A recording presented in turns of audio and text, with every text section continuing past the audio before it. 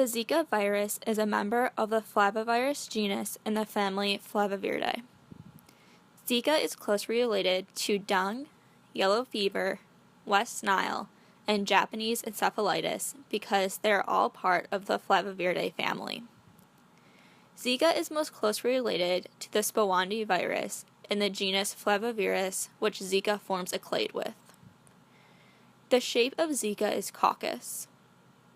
The structure of Zika is described as enveloped in icosahedral with non-segmental, single-stranded, positive-sense RNA genome. The virus particles are about 40 nanometers in diameter, and they are also spherical. This means that they are 100 times smaller than a grain of pollen. Zika has a dense inner core containing RNA, which is 10,617 nucleotides long. There are two different types of Zika lineages, the African and the Asian. The virus spreading in the Americas is said to be 85% identical to the African genotype, but is also closely related to the Asian strain from French Polynesia during its 2013 to 2014 outbreak.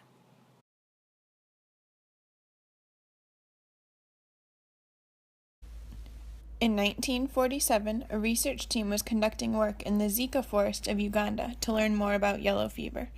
During this study, the researchers took temperatures of monkeys and found that monkey number 766 had a temperature of 39 degrees Celsius, which is 2 degrees higher than normal for these monkeys. This led researchers to use Koch's postulates to test the virus. First, they took a blood sample from monkey number 766 and inoculated the monkey's blood into a group of mice.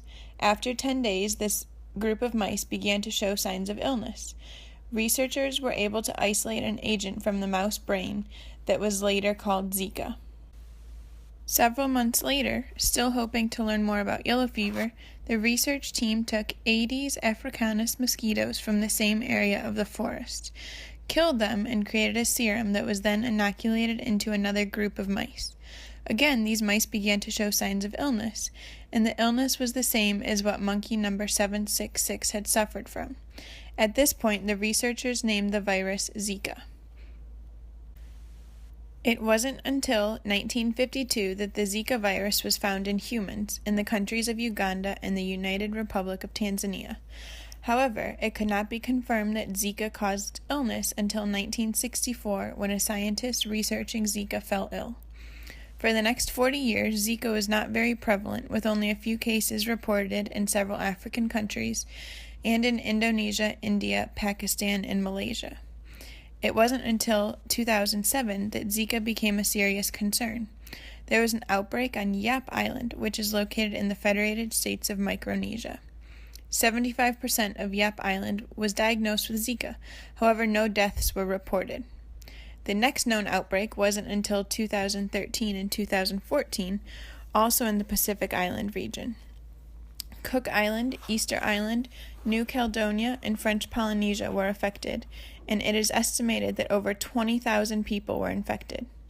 It was during this outbreak in French Polynesia that a patient was found to have Zika in his semen. This finding opened up the possibility to a new mode of transmission, besides the known transmittance of Zika through mosquitoes. It was also during this outbreak in French Polynesia that physicians began noticing an increase in the amount of people being diagnosed with Guillain-Barré syndrome. Guillain-Barré syndrome is a neurological condition that causes decreased sensation to a person's extremities and can even cause partial paralysis. In 2015, Brazil contacted the Centers for Disease Control and Prevention after noticing an increase in cases of babies born with microcephaly.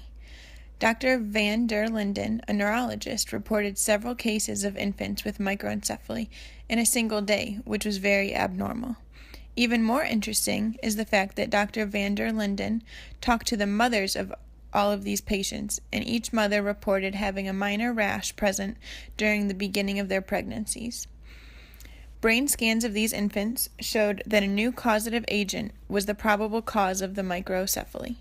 Brazil's health department continued to do research and testing after the significant increase in cases of microcephaly throughout the country, and now the CDC has been able to confirm a link between the Zika virus in pregnant women and microcephaly in infants.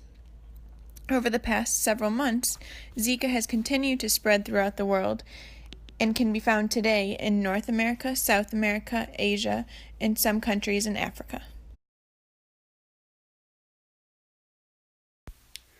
World Health Organization issued a public health emergency of international concern on the Zika virus because of how rapidly the virus is spreading and the possible neurological issues that the virus is suspected to cause in infants.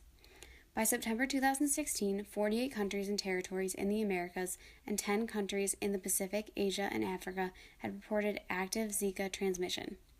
The locations where Zika had been seen are highly populated with mosquitoes, which contributes to the rapid spread of the virus. Another contributing factor to the rapid spread of the virus is that people in the communities had not been exposed to Zika virus before, so they do not have any immunity, which makes the communities more susceptible. Zika can be spread person to person through sexual intercourse, and an infected mother can pass the infection to her fetus during pregnancy. Zika virus itself is not a serious infection, but because of the possible neurological issues that can appear in infants after the mother passes the virus to their fetus, the Zika virus is considered a public health emergency. Symptoms include fever, skin rash, muscle and joint pain, malaise, and headaches, and in some cases, the symptoms are non-existent. Since the symptoms are similar to other diseases, Zika is hard to detect and diagnose, which allows for the virus to spread person to person more easily. Doctors must know that you have traveled in an infected area to be able to properly diagnose the Zika virus. Zika can only be confirmed through laboratory tests of blood or other bodily fluids. Major health concerns are for women who are pregnant or planning to get pregnant due to the correlation between Zika and neurological issues in infants. Zika is thought to contribute to microcephaly, which severely limits brain development among fetuses and newborns, and Guillain-Barré syndrome, which damages the nervous system. Women who are planning to get pregnant should wait 2 months after traveling to an infected area to prevent spreading Zika to their fetuses. Men who have traveled in an infected area should wait 6 months after returning before trying to conceive.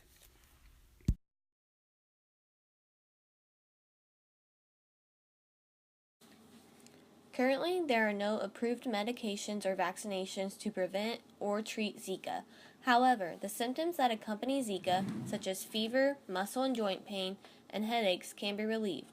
This can be done by getting plenty of rest, drinking enough water to prevent dehydration, and taking acetaminophen to reduce fever and pain. If you think you may have had or may have Zika, contact your healthcare provider as soon as possible. If caring for an individual with Zika, it is important to take precaution. Avoid any blood or bodily fluids of the sick individual. Immediately clean up any bodily fluids and surfaces with household cleaners and disinfectants. Wash hands frequently and thoroughly, as well as clean the environment of the sick individual often.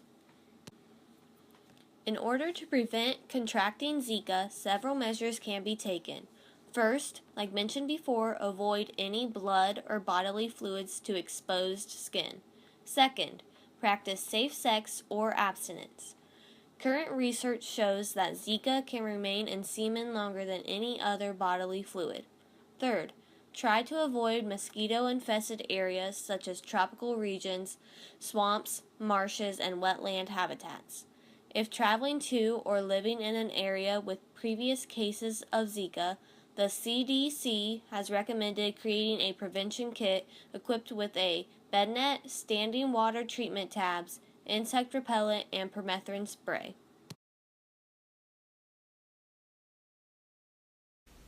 Research on potential treatments for Zika includes research for broad-spectrum antivirals that would treat any viral infection, including Zika. No broad-spectrum antivirals are used regularly yet. However, researchers hope to eventually be able to treat any type of viral infection, just as antibiotics treat a variety of bacterial infections. One potential broad-spectrum antiviral is called DRACO, or DRACO, developed by Todd Ryder. It has not been tested on humans yet, but is effective against dengue virus in cell tests. It works by binding to virus RNA and then kills the cell. Another potential compound is the interferon compound, which is currently used as a treatment for hepatitis C. Although it has been tested in humans for other viruses, its effectiveness against Zika virus is unknown. Aside from attempting to find an effective broad-spectrum antiviral, there has also been research into finding compounds that can prevent brain damage caused by Zika. At the National Center for Advancing Translational Sciences, researchers screened 6,000 different compounds. Out of these 6,000 compounds, they found that amerixan, niclosamide, and a CDK inhibitor reduced brain cell death caused by capsase 3, a protein responsible for brain cell death in Zika patients.